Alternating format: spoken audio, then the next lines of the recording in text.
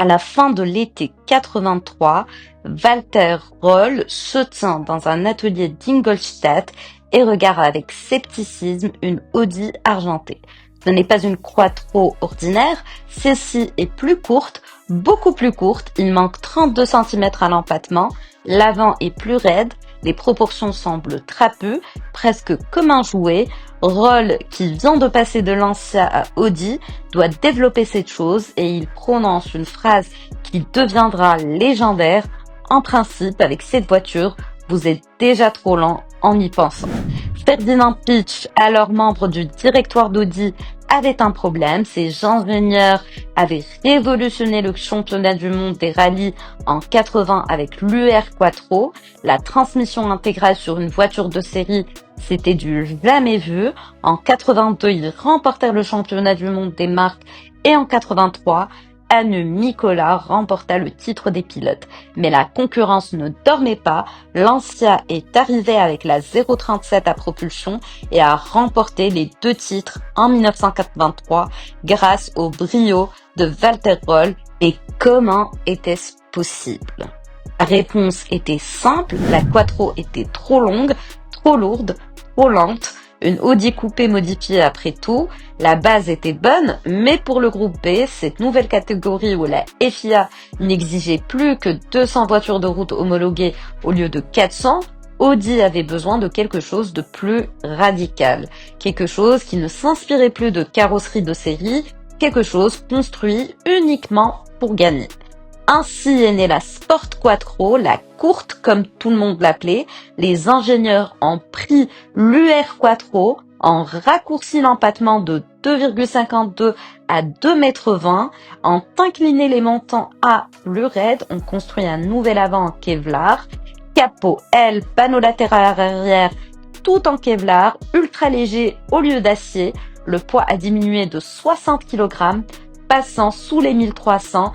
Et puis est arrivé le moteur. Un nouveau 5 cylindres de 2 litres 1, bloc en aluminium, 2 arbres à cam en tête, 4 soupapes par cylindre, de la haute technologie à l'époque, un turbo plus grand, un énorme échangeur d'air dans le nez allongé, 306 chevaux à 6700 tours, 350 Nm de couple, la puissance spécifique 141 chevaux par litre, niveau voiture de course pour la route et pour le rallye, là c'est vite devenu 450 chevaux, plus tard 530 chevaux dans la S1E2, la toute fin pour le monstre de Pikes Peak en 1987, certains parlaient de 598 chevaux. Le salon de l'automobile de Francfort, septembre 83, Audi présente la Sport Quattro au public. Les réactions sont mitigées, certains la trouvent géniale, d'autres la voient comme un jouet exagéré, mais le prix fait taire tout le monde, 195 000 Deutschmark. À titre de comparaison, une Porsche 911 coûtait la moitié. La Sport Quattro était la voiture de série allemande la plus chère de tous les temps, plus chère que n'importe quelle Mercedes, plus chère que n'importe quelle BMW, une Audi pour près de 200 000 marks. Pourquoi si cher? Parce que chaque voiture était construite totalement, presque à la main. Parce que les pièces en Kevlar étaient complexes, parce que la boîte à vitesse à double embrayage venait de Porsche, parce que l'ingénierie sans compromis devenait une réalité ici, et parce qu'Audi n'a de toute façon jamais eu l'intention d'en tirer de l'argent. Il ne s'agissait pas de profit, il s'agissait d'homologation. La FIA exigeait 200 exemplaires, Audi en a construit 220, peut-être 214, les chiffres varient. 164 sont allés à des clients privés, le reste est resté à l'usine pour le développement, les tests, les engagements en course. 4 couleurs étaient disponibles, le rouge Tornado, 134 exemplaires, le blanc Alpin, 48 exemplaires, le bleu Copenhague, 21, le vert Malachite, en 15 exemplaires. Les couleurs symbolisaient les grandes nations du sport automobile, l'Italie, l'Allemagne, la France et l'Angleterre. 2 exemplaires ont été peints en noir pour Ferdinand Piëch personnellement. Mais la voiture de route n'était qu'un moyen. La véritable mission se déroulait sur la terre et l'asphalte. Mars 1984, Rallye de Corse. La Sport Quattro S1 fait ses débuts en WRC, mais elle s'avère rétive. L'empattement raccourci la rend nerveuse.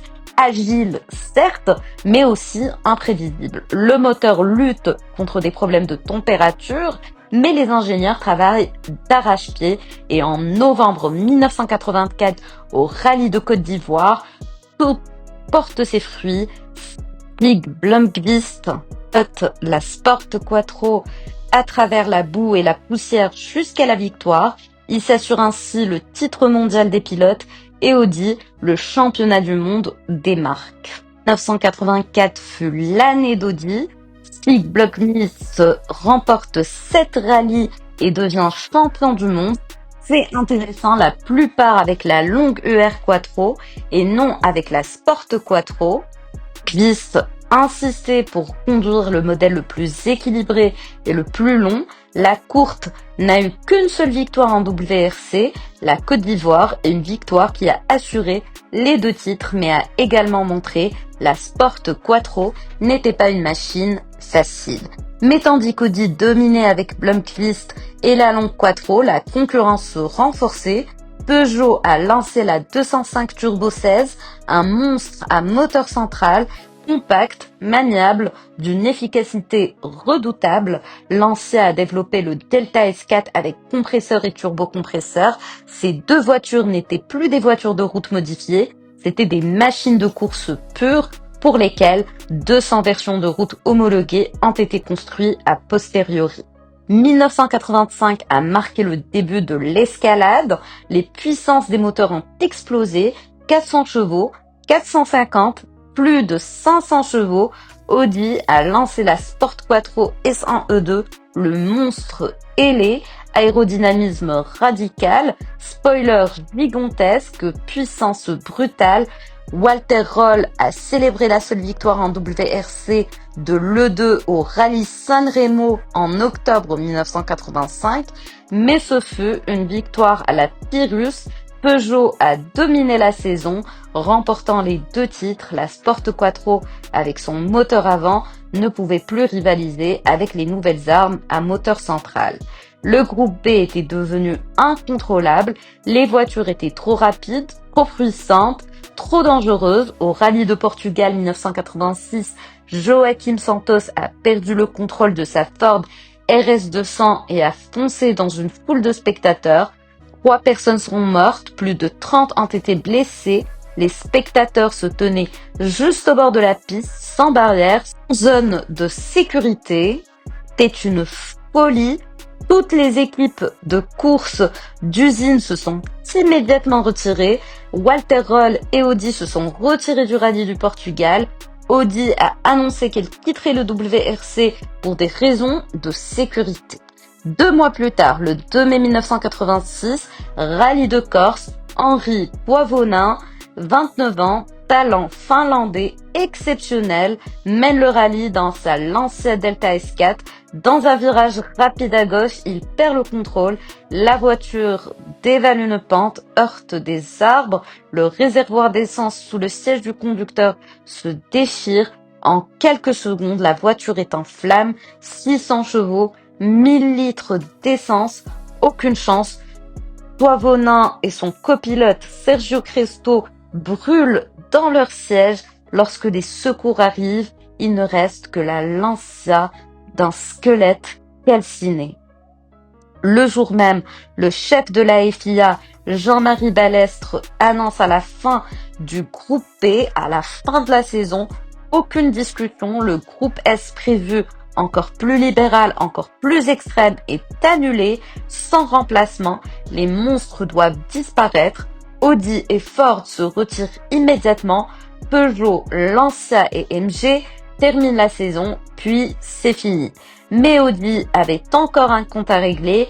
Pikes Peak, Colorado, la légendaire course de côte, 4301 mètres d'altitude, pas de glissière de sécurité, des précipices à gauche et à droite. Il l'appelle la course vers les nuages. Audi avait déjà célébré des succès, Michel Mouton a remporté la victoire au général en 85, Bobby Unser en 86, mais en 87 devait être quelque chose de spécial.